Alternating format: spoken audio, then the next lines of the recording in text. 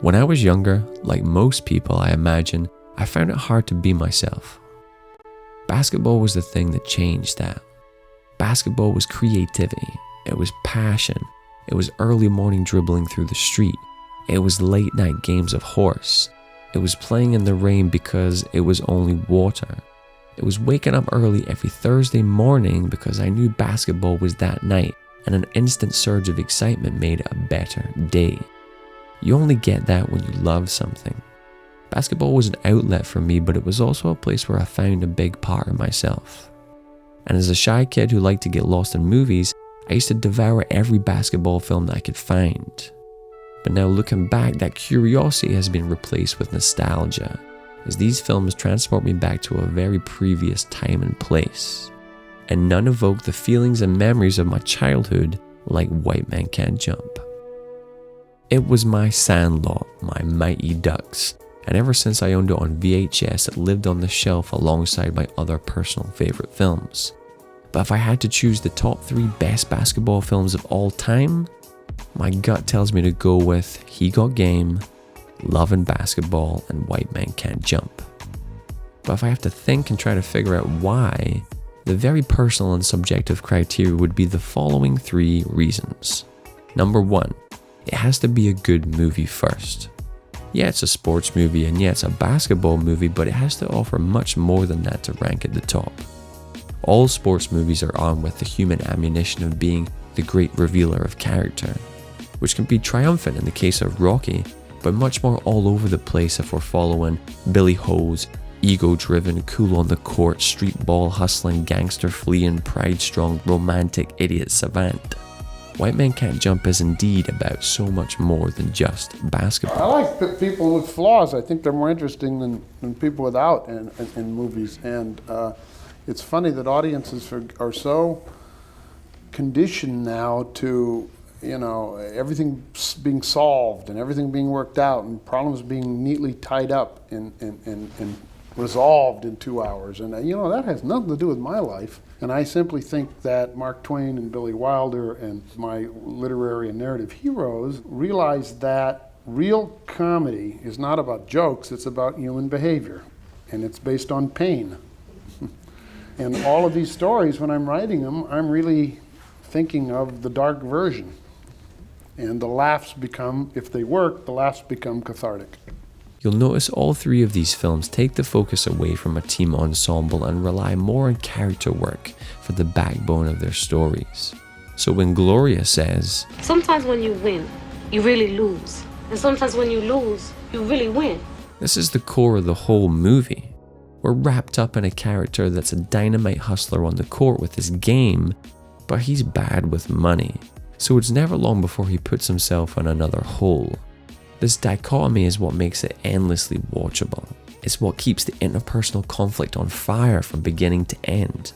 It's one of the reasons that the film feels like it has so much energy. I'm sure the 90s clothes helped, and there's no denying the great performances, but the constant jewels on the core are just one layer of conflict, running parallel to Sydney and Billy's tension, alongside Billy's inner gambling ego. Plus being a film that delivers a tremendous amount of texture from the locations and the worlds these battles take place in. Not to mention being in the very capable hands of director Ron Shelton. He was an all-round athlete himself and aimed to make sports movies for the player rather than the fans. This is the angle that drew me to the film. In search of believable performances and to honor the basketball scenes themselves, Shelton ran tryouts as part of the casting process to find the actors who could really play.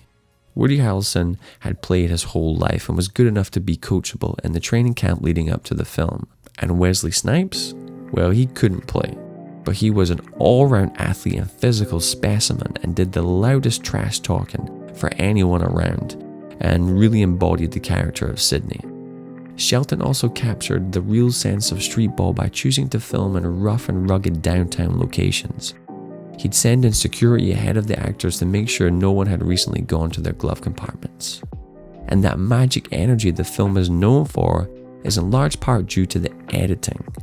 Shelton encouraged ad-libbing and spontaneity on set, especially the Yo Mama joke section, where he told the actors to run as many as they could to crack each other up, and in the edit he would look for the rhythm, the pacing. Someone who knows basketball knows that even dialogue has to land to be cut together to really achieve the comedic timing. It's something that you can see across all of his films, from Bill Durham to Tin Cup. Here's an out-of-the-blue weird thing I've always wondered about this film. Is it true that it was cited as one of Stanley Kubrick's favourite films? That sounds crazy, but there's various articles and reports from his family saying just that, and it always made me pause and think, why would that be the case? Was it the energy that was so authentic that would be so hard to capture that perhaps he was impressed with? Or maybe the fact it's an eye into a world he'd never seen before? I knew he was a fan of sports films because he had American football games sent over to him in London, mostly to watch the commercials. However, being a student and master of film, I wonder if he was taken with the climax and how it subverts the audience's expectations. Everything from the title to Billy's multiple failures make us root for him in the big game. Him and Sidney teaming up to take down the legends. We've been waiting for this. And what does Shelton do? He slows it right down. He manipulates time to draw us in further. And with the 90s funky beats, he lets the score crescendo to this incredibly dense emotional moment of teamwork and cathartic personal triumph as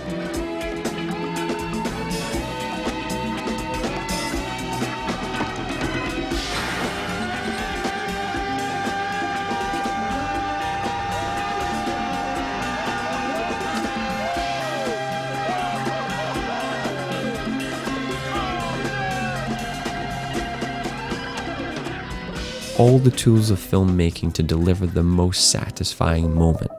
But like Billy, our emotions have got the best of us. We're so high on our victory that we lost the thing that we really love. And like Billy, we experience a bittersweet ending. Yeah, Billy won, and yeah, him and Sidney are cool, but he lost Gloria, who was kind of the heart of the film. I always felt a little empty at that final freeze frame because I was in disbelief it was over.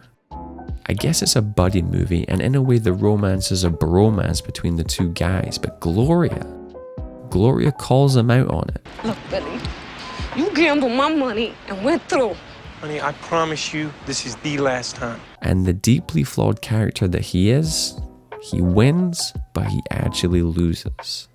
How Shelton works this final sequence and really puts us in Billy's headspace, only to make us pay for his emotional immaturity, is what I can see Kubrick maybe raising an eyebrow at. The second criteria which the film excels at is the basketball scenes themselves. If Keanu Reeves had played before, he would have been cast alongside Denzel at one point. Imagine that. Imagine, if you will, how complex it would be to choreograph and actually film a real sense of being on court and pulling some of these moves. So Shelton had the actors prepare the scenes like actual plays. He had a playbook and he would call out numbers, getting the actors to perform the different plays depending on where the camera was.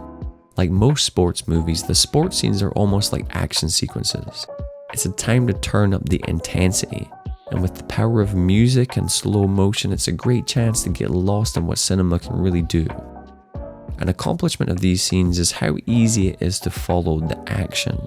The geography is clear, which is way harder than you think. Directors often talk about how difficult it is to shoot a dinner table scene and match eye lines. Imagine all of the moving pieces that you would have to get right for each of these scenes and shots to work. And then there's this. In the early 90s, all this kind of stuff, the behind the back passing, the excessive flair, was very much street ball. They played with a lot more character and creativity than you'd see in the NBA, and this was years before And One would put street ball on the map. So if you picked up a move you could use in a one-on-one game, this film would be considered gold as a fan. The third and final criteria is a lot more subjective. You ever seen Moneyball? You know when Brad Pitt says, "How can you not be romantic about baseball?" That's it. That's as close as I can sum it up. Returning to White Man Can't Jump is like Gordon Bombay going for an inspirational skate, or the Sandlot kids playing under the 4th of July fireworks. Basketball owns that kind of space in my heart. Like the opening of Space Jam, where a young MJ wakes his parents in the late night hours. There's a magic there that's hard to explain. And I'm sure you have the same romantic notion for your own childhood films. Well, Basketball was my childhood, and White Man Can't Jump was my go-to, because it delivered on the basketball action, as well as being a film about much more than that. And because of pure coincidence of when it came into my life, I'll forever carry it with special affection. Now, I can't jump like I used to, but here's a little something to finish this video.